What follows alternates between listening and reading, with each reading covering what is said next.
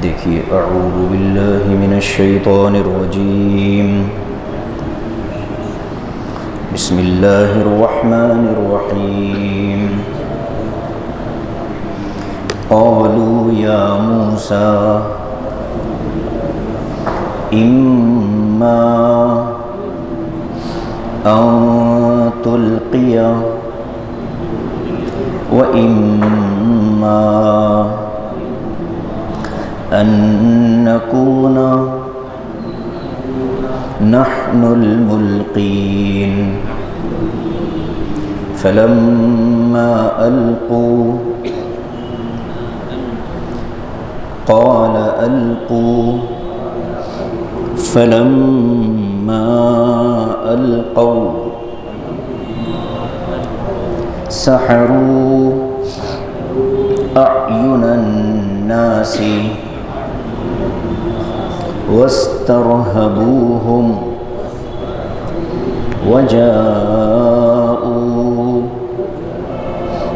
بسحر عظيم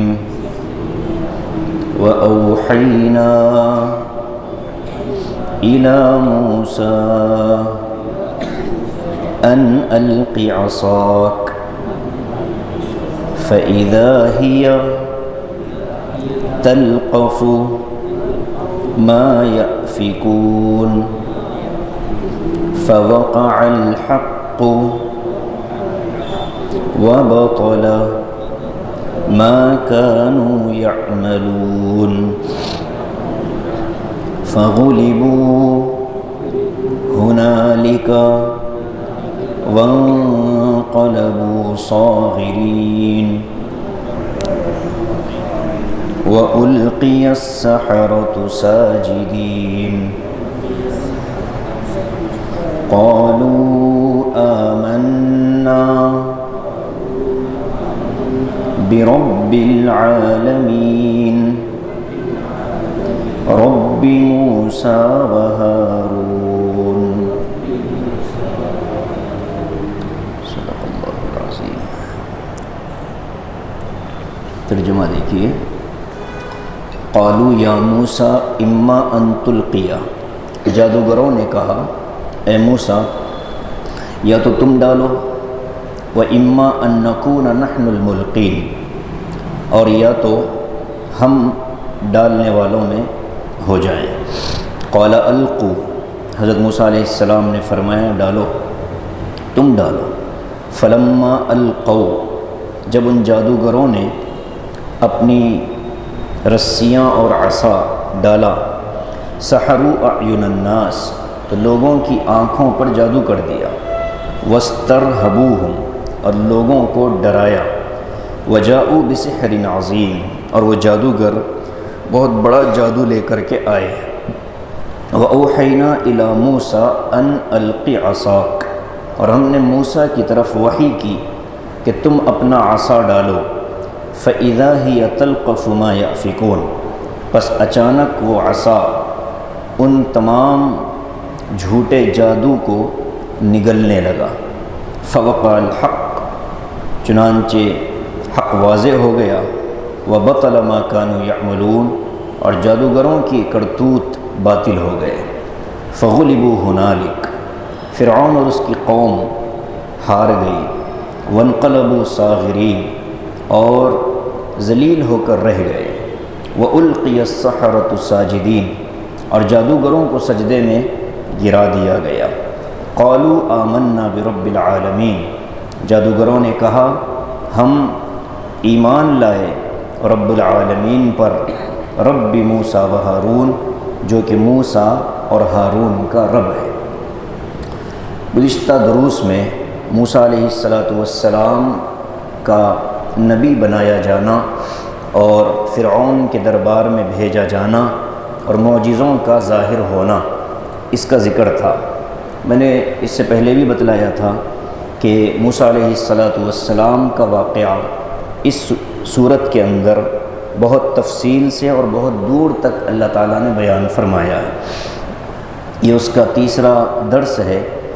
آئندہ بہت لمبے مقام تک یہی موضوع چلتا رہے گا موسیٰ علیہ السلام کی قوم کا۔ تو موسیٰ علیہ السلام نے جب فرعون کے دربار میں اپنے معجزے ظاہر فرمائے، ان کے عصا کا اژدہا بن جانا اور ان کے ہاتھ کا روشن ہو جانا، تو فرعون نے جب یہ معجزے دیکھے تو چونکہ اس کے علاقے مصر میں جادو کا بہت زور تھا اور جادو کا بہت بول بالا تھا، تو اس نے یہ سمجھا کہ یہ بھی کوئی جادو ہے، جبکہ اس کا دل اندر سے یہ مانتا تھا کہ جادوگروں کے اندر وہ بات نہیں ہوتی جو اس معجزے میں ہے، لیکن لوگوں کے سامنے اپنی بڑائی برقرار رکھنے کے لیے اور خود کی خدائی کی عزت بچانے کے لیے اس نے کہا کہ ان کا مقابلہ کروا لو۔ چنانچہ درباریوں نے کچھ لوگوں کو طے کیا جو پورے ملک کے اندر سے چن کر جادوگروں کو لے آئے۔ جادوگر جمع ہوئے، تعداد کتنی تھی؟ مفسرین کہتے ہیں کہ تقریباً 30,000 جادوگر تھے۔ 1 میل لمبا اور 1 میل چوڑا علاقہ طے کیا گیا۔ عید کا دن تھا، سارے ملک میں اعلان ہو گیا مصر میں کہ مقابلہ ہے موسیٰ کا اور جادوگروں کا، تو لوگ جمع ہوئے، بہت بڑا مجموعہ، جادوگر آئے، موسیٰ علیہ السلام بھی تشریف لے آئے۔ جب آمنے سامنے ہوئے، جادوگروں نے پہلے ہی معاوضہ طے کر لیا تھا فرعون سے کہ اگر ہم اس مقابلے میں جیت گئے تو ہمیں کیا ملے گا؟ تو فرعون نے کہا دنیا میں مال و دولت بھی ملے گا اور دربار کی قربت بھی ملے گی، یعنی تم دربار میں بادشاہ کے قریب بن جاؤ گے۔ تو یہ دنیاوی لین دین ہونے کے بعد اب جادوگروں نے موسیٰ علیہ السلام کے مقابلے پر جب اپنے آپ کو دیکھا تو جادوگر موسیٰ علیہ السلام سے کہنے لگے کہ اس لڑائی کا آغاز کون کرے گا؟ آپ ڈالیں گے یا ہم ڈالیں گے؟ چونکہ حضرت موسیٰ علیہ السلام نے جو معجزہ پیش کیا تھا وہ عصے کا تھا، عصا آپ کے ہاتھ میں تھا، وہ آپ نے زمین پر ڈالا تھا، تو اس کا جواب دینے کے لیے جادوگر آئے تو ان کے ذہن میں مقابلے کی شکل تو طے تھی کہ عصا ڈالیں گے تو یہ اژدہا بنے گا، ہم ڈالیں گے تو وہ بھی کچھ نہ کچھ بنے گا۔ تو اس طرح سے چونکہ مقابلے کی شکل ذہن میں تھی، ان لوگوں نے پہلے ہی کہا آپ ڈالیں گے یا ہم ڈالیں۔ تو یہ مفسرین نے یہاں ایک نکتہ بیان کیا کہ جادوگروں نے یہ کیوں پوچھا کہ آپ ڈالیں گے کہ ہم ڈالیں۔ اس کی 2 وجوہات بیان کی گئی۔ ایک وجہ جادوگروں کو اپنے علم پر اور اپنے جادو پر، اپنے فن پر اتنا یقین تھا کہ چاہے موسیٰ علیہ السلام ڈالے یا ہم ڈالیں، جیت تو بہرحال ہماری ہوگی، چونکہ ان سے بڑا جادوگر اس وقت مصر میں کوئی پایا نہیں جاتا تھا۔ تو ظاہر ہے کہ جو باکمال آدمی ہوتا ہے وہ مقابلے میں آگے والوں کو موقع دیتا ہے کہ تم اپنا داؤ آزما لو، پھر ہماری باری آئے گی۔ یہ ایک مطلب تھا اس کا۔ دوسرا مطلب یہ تھا کہ موسیٰ علیہ السلام کے معجزے کے بارے میں جادوگروں نے سن رکھا تھا کہ وہ جب ڈالتے ہیں تو اژدہا بنتا ہے، پکڑ لیتے ہیں تو لاٹھی بن جاتی ہے۔ تو کہیں نہ کہیں ان کے دل میں یہ تھا کہ شاید یہ ہم سے بڑے جادوگر ہو، تو ہم سے بڑے جادوگر اگر ہیں تو احترام کرنا چاہیے، ادب کرنا چاہیے۔ تو حضرت تھانوی رحمۃ اللہ علیہ نے اس پہلو کو اختیار کیا اور کہا کہ جادوگروں نے ادب کا مظاہرہ کرتے ہوئے حضرت موسیٰ علیہ السلام سے پوچھا کہ آپ ڈالیں گے یا ہم ابتدا کریں۔ اس ادب کا فائدہ کیا ہوا؟ ان کو اللہ تبارک و تعالیٰ نے فوراً ایمان کی توفیق دی۔ تو حضرت تھانوی نے یہ نکتہ بیان کیا کہ انبیاء کا ادب اللہ تبارک و تعالیٰ کی طرف سے انعام اور اکرام کے طور پر انسان کو ملتا ہے۔ پھر حضرت نے نیچے تک اس چیز کو پیش فرمایا کہ ان کے بعد صحابہ، تابعین، تبع تابعین، پھر امت کے علماء صلحاء کا ادب، یہ بھی انسان کے لیے ایمانی ترقی اور دینی ترقی کا سبب بنتا ہے۔ بے ادب اگر کوئی ہو، وہ بظاہر کتنا ہی اچھا نظر آئے، نعمت خداوندی سے محروم رہتا ہے۔ با ادب با نصیب ہوتا ہے اور بے ادب بے نصیب ہوتا ہے۔ ادب ہی سے انسان انسان ہے، ادب جو نہ سیکھے وہ حیوان ہے۔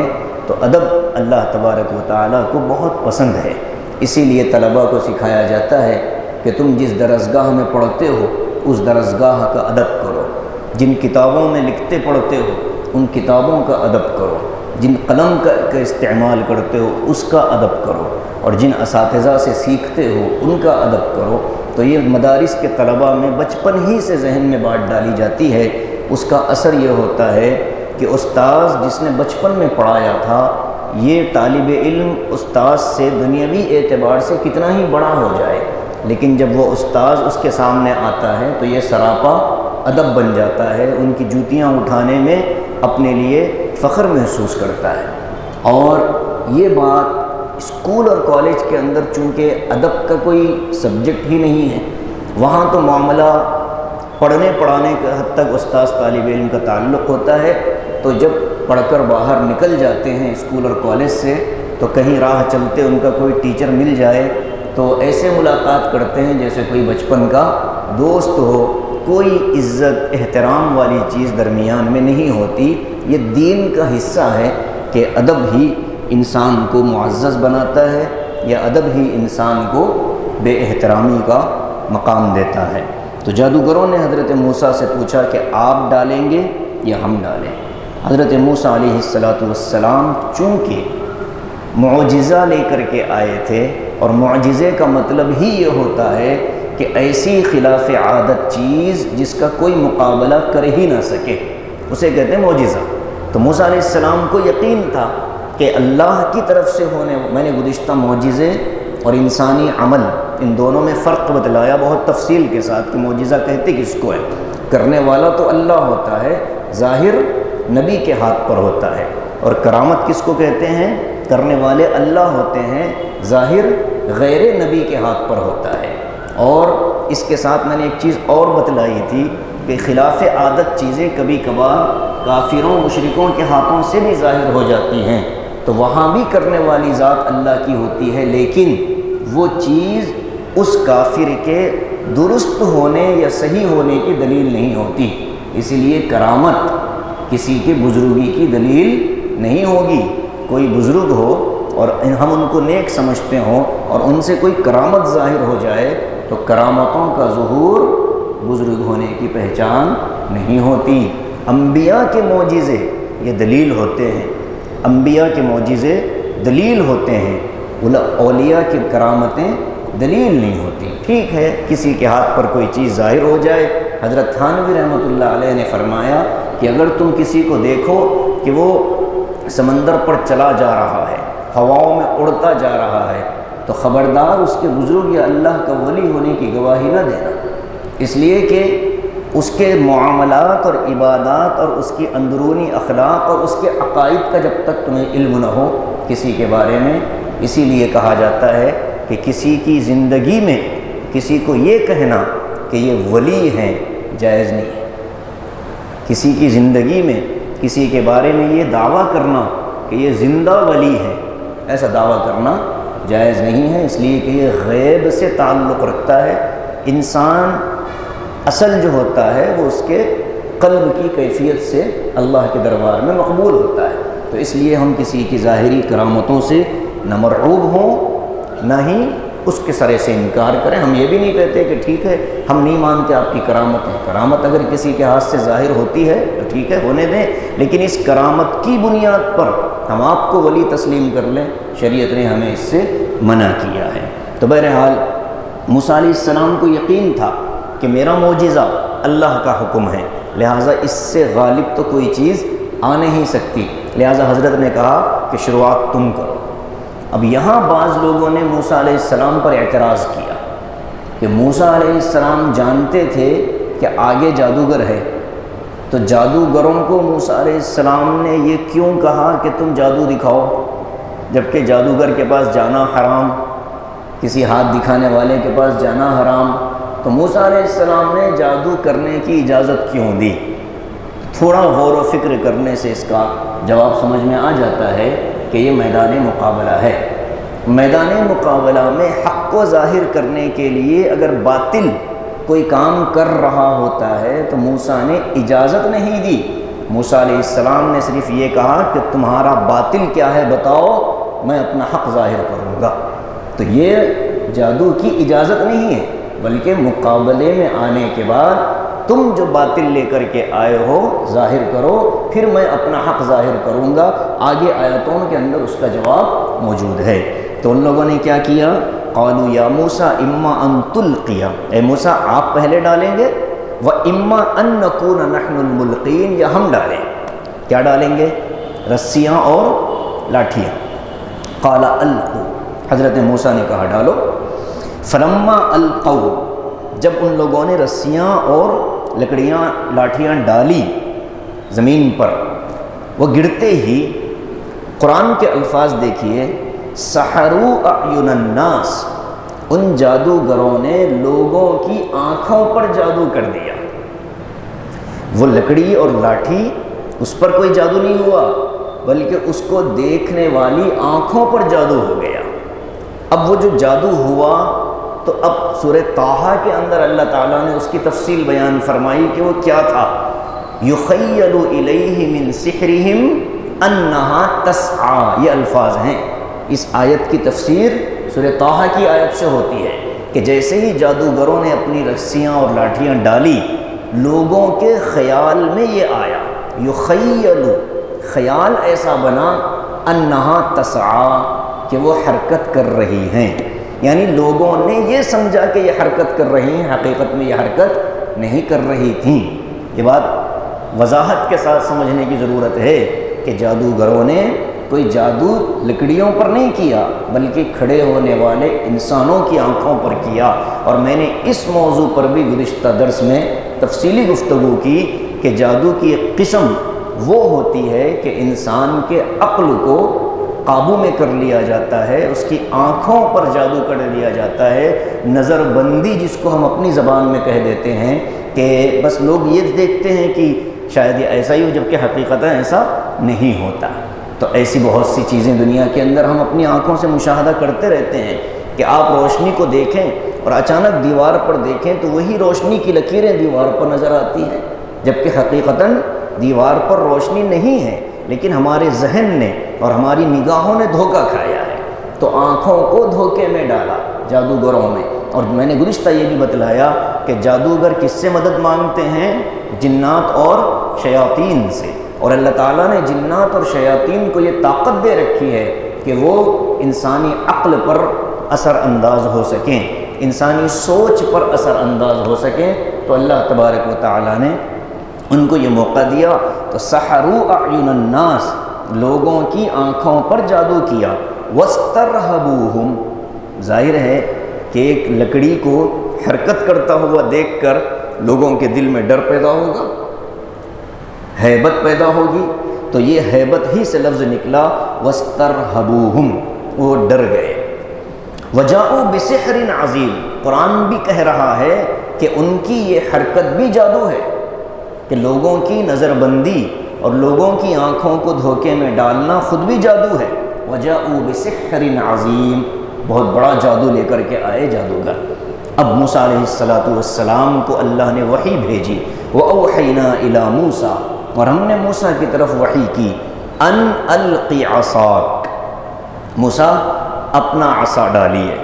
موسیٰ علیہ السلام نے عصا ڈالا، فَإِذَا هِيَ تَلْقَفُ مَا يَأْفِكُونَ، تو وہ جو عصا ڈالا تو وہ عصا اژدہا بن گیا، اور ان کی رسیوں اور لاٹھیاں جو 1 میل چوڑے اور 1 میل لمبے میدان کے اندر پھیلی ہوئی تھیں، سب کو اس نے نگل لیا۔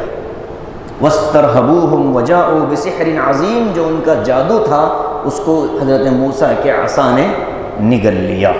اب جیسے ہی یہ ہوا، یہاں ایک چیز اور ہے کہ پچھلے یعنی درس میں ہم نے پڑھا تھا کہ ثعبان ایک لفظ آتا ہے کہ موسیٰ علیہ السلام کا عصا جو ہے وہ اژدہا بن گیا۔ ایک جگہ یہ آتا ہے کہ جانن، سورہ قصص میں اللہ نے فرمایا جان کہتے ہیں باریک اور پتلے سانپ کو، باریک سانپ جو ہوتا ہے پتلا والا، اژدہا تو موٹا تازہ، باریک جو سانپ ہوتا ہے اس کو عربی میں جان کہتے ہیں۔ تو حقیقت میں تھا کیا؟ تو دونوں الفاظ الگ الگ بیان کیے گئے، بعض جگہ ثعبان کا لفظ آیا ہے اور بعض جگہ جان کا لفظ آیا۔ تو علماء فرماتے ہیں کہ حقیقت میں وہ تھا تو اژدہا، لیکن عام طور پر دنیا کے اژدہا حرکت کے معاملے میں بڑے سست ہوتے ہیں، بہت سستی کے ساتھ چلتے ہیں، حرکت بھی ان کی بہت سست ہوتی ہے۔ لیکن وہ جو عصا تھا اژدہا معجزے والا تھا، وہ جسم کے اعتبار سے، سائز کے اعتبار سے تو اژدہا تھا، حرکت اور پھرتی کے اعتبار سے پتلے سانپ جیسا تھا۔ تو اس کو اللہ تعالیٰ نے الگ الگ جگہ بیان فرمایا۔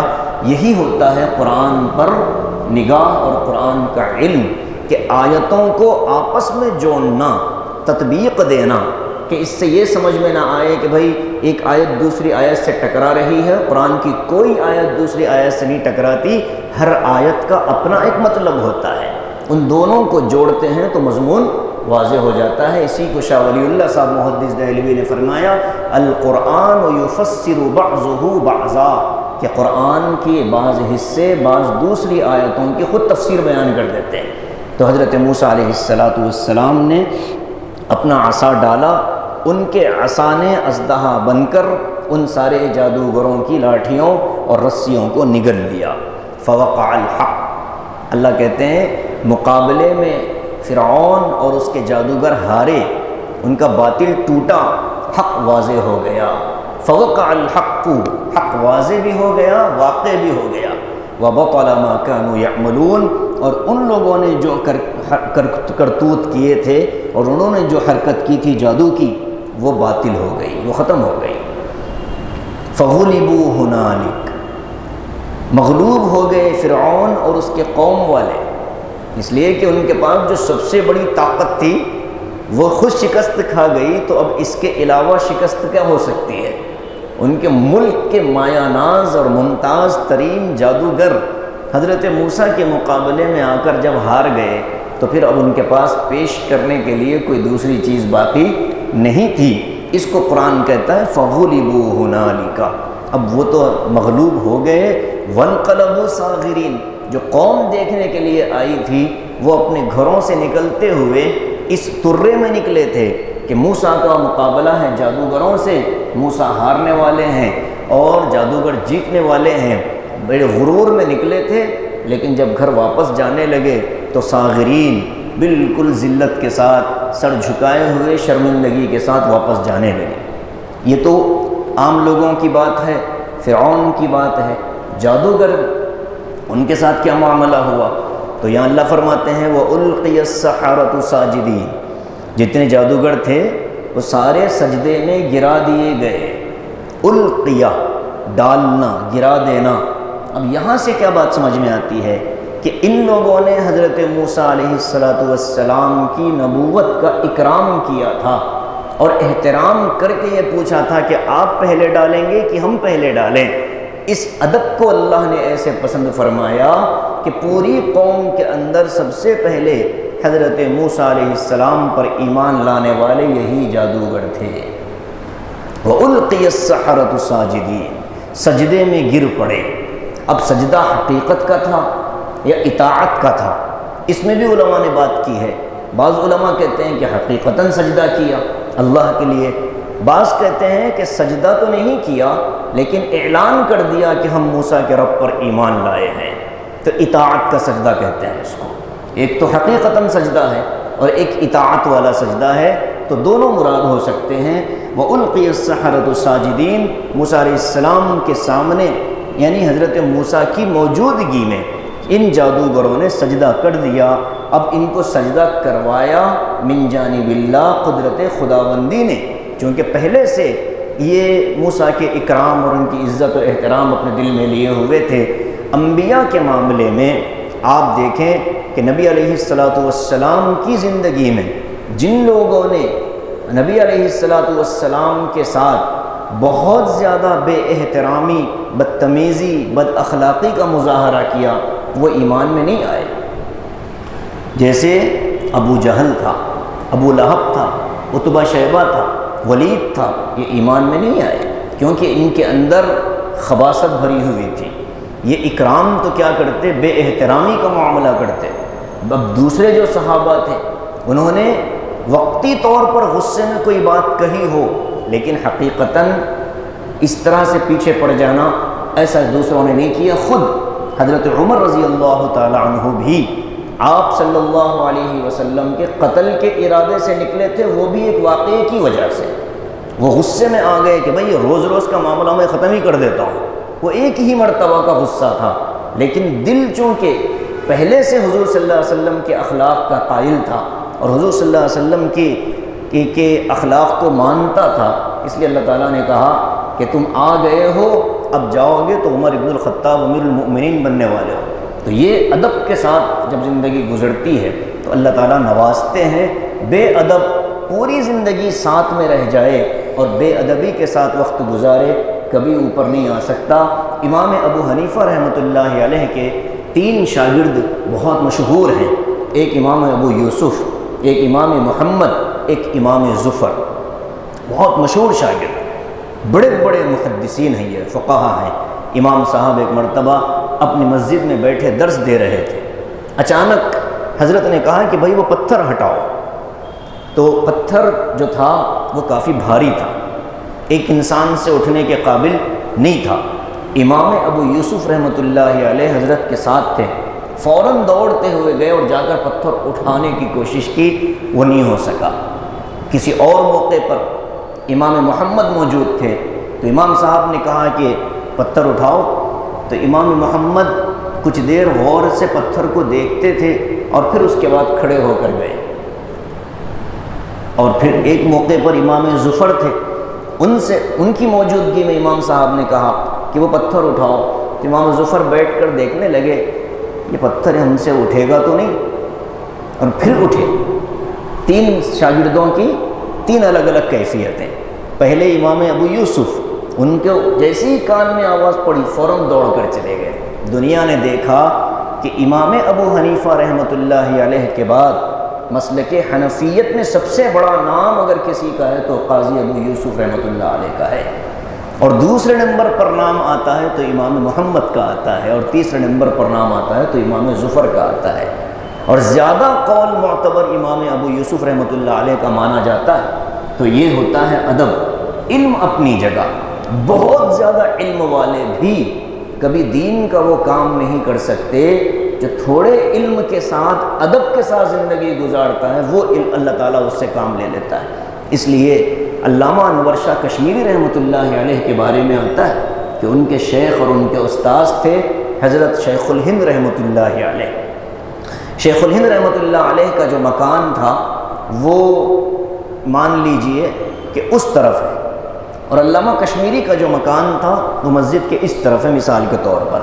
تو پوری زندگی علامہ انور شاہ کشمیری نے اپنے استاذ کے مکان کی طرف پیر پھیلا کر کبھی آرام نہیں کیا، اور ان کا ایک معمول تھا، جیسے بخاری شریف پڑھاتے تھے، آپ دیکھیں جو اصلی بخاری شریف ہے اس میں حاشیے لکھے ہوتے ہیں، بعض حاشیے ایسے سیدھے لکھے ہوتے ہیں اور بعض حاشیے ایسے لکھے ہوتے ہیں اور بعض الٹے لکھے ہوتے ہیں، ادھر سے آ کر پڑھنا پڑتا ہے۔ ہم طلبہ کیا کرتے ہیں، کتاب پلٹا دیتے ہیں کہ بھئی اس جگہ کوئی چیز پڑھنا ہو تو کتاب پلٹا لیتے ہیں۔ علامہ انور شاہ کشمیری رحمۃ اللہ علیہ نے کبھی کتاب نہیں پلٹائی، ادھر والی چیز پڑھنی ہوتی تو اٹھ کر کے آتے، وہاں سے بیٹھتے، پڑھتے، پھر آ کر ادھر بیٹھ جاتے، اور دنیا نے کتنا ان کا نام سنا۔ علامہ انور شاہ کشمیری رحمۃ اللہ علیہ کتنا بڑا نام ہے، ہندوستان کا چلتا پھرتا کتب خانہ مانا جاتا تھا۔ ایک مرتبہ کوئی چیز سن لیتے، 40 سال تک ان کے ذہن سے وہ چیزیں نہیں نکلتی۔ اور حضرت تھانوی رحمۃ اللہ علیہ نے تو فرمایا اسلام کے حق ہونے کی آج کے زمانے میں سب سے بڑی دلیل یہ ہے کہ علامہ انور شاہ کشمیری اس کو حق سمجھتے ہیں۔ اتنا بڑا عالم جب اس کو حق سمجھتا ہے تو پھر مزید کسی اور تحقیق کی ضرورت نہیں ہے۔ امام بخاری رحمۃ اللہ علیہ کی تشریح پر علامہ انور شاہ کشمیری نے قلم چلایا اور کہا یہاں بخاری سے غلطی ہوئی۔ اتنا بڑا علم اللہ نے دیا، تو کتابیں تو انہوں نے بھی وہی پڑھی تھیں، لیکن ادب ان کا اتنا زیادہ تھا کہ اس ادب کی وجہ سے اللہ نے ان کو نوازا ہے۔ طالب علم کو مریدین کو یہ بہت بڑا سبق اللہ تعالیٰ نے دیا ہے کہ ادب سے آدمی کا مقام بلند ہوتا ہے اور بے ادبی سے آدمی کا مقام بلند نہیں ہوتا۔ بظاہر آدمی کو نفس اندر سے ابھارتا ہے، چلو بھائی کیا، لیکن یہ ہے کہ ادب ایک الگ چیز ہوتی ہے، اس کا مزہ الگ ہے، اس کا لطف آنے والوں کو آتا ہے۔ یہاں اللہ تعالیٰ نے کیا نعمت دی ان کو، فَأُلْقِيَ السَّحَرَةُ سَاجِدِينَ، سجدے میں گرا دیا ان جادوگروں کو۔ قَالُوا آمَنَّا بِرَبِّ الْعَالَمِينَ، فرعون کے سامنے کہتے ہیں ہم رب العالمین پر ایمان لے آئے۔ یہ رب العالمین کیوں کہا؟ اس لیے کہ فرعون اپنے آپ کو رب کہتا تھا، انا ربکم الاعلی، فرعون کا دعویٰ تھا کہ میں تمہارا رب ہوں، تو جادوگروں نے کہا رب العالمین۔ پھر انہوں نے سوچا کہ شاید فرعون کمبخت یہ سمجھے کہ رب العالمین شاید میرے ہی اوپر ایمان لا رہے ہیں، تو انہوں نے فوراً کہا وہ رب جو موسیٰ اور ہارون کا رب ہے، رب موسیٰ و ہارون، جو موسیٰ اور ہارون کا رب ہے، ہم اس رب العالمین پر ایمان لاتے ہیں۔ فرعون کے تن بدن میں آگ لگ گئی۔ اس کے بعد اس نے ان کو سزا دی یا سزا نہیں دی، یا سزا دینے کا وعدہ کیا، ڈرایا دھمکایا، پھر اس پر ان لوگوں نے اللہ سے کیا دعا مانگی، وہ اس کو انشاءاللہ اگلے درس میں ہم پڑھیں گے۔ تو خلاصہ کیا ہے، مقابلہ ہوا جادوگروں کا حضرت موسیٰ سے، فتح حضرت موسیٰ کو ہونی تھی، اس لیے کہ ایک طرف انسانوں کا عمل تھا اور دوسری طرف اللہ تبارک و تعالیٰ کا عمل تھا۔